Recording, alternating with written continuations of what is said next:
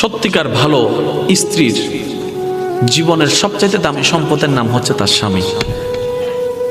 মাকে, বাবাকে, পরিবারকে সব কিছু ছেড়ে ওই স্বামী নামক শব্দটাকে খুশি করার জন্য সবকিছু ছেড়ে অচেনা এক পরিবারের মধ্যে চলে আসে। সুবহানাল্লাহ। আসে তো আসে, খুব অবাক লাগে, এবার মানাইও নেই, একদম ম্যাচিং হয়ে যায়।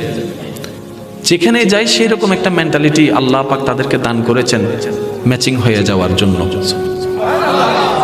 একজন সত্যিকার ভালো বউ তার জীবনের সবচেয়ে বড় নিয়ামত মনে করে দুনিয়ার তার স্বামীকে। কারণ সবাই তার সাথে বেঈমানি করবে, আমার স্বামী কখনো আমার সাথে বেঈমানি করবে না। সবাই আমার হাত ছেড়ে দিবে, আমার স্বামী কখনো আমার হাত ছাড়বে না। এখানে যারা বিবাহিতরা আছেন, আমি ছোট্ট মানুষ হিসেবে শ্রদ্ধার সাথে একটা কথা বলি।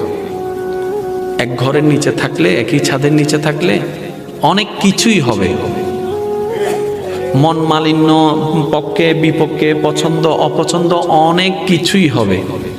এগুলাকে ফোকাস দিয়েন না, ডিভোর্সে যায়েন না। কারণ ডিভোর্স করে যেখানে যাবেন সেখানে যে মহাসুখ পাবেন এরকম কোনো গ্যারান্টি নাই। যেখানে আছেন থাকুন, আল্লাহর রহমতের আশা করুন। ডিভোর্স কখনো সমাধান হতে পারে না।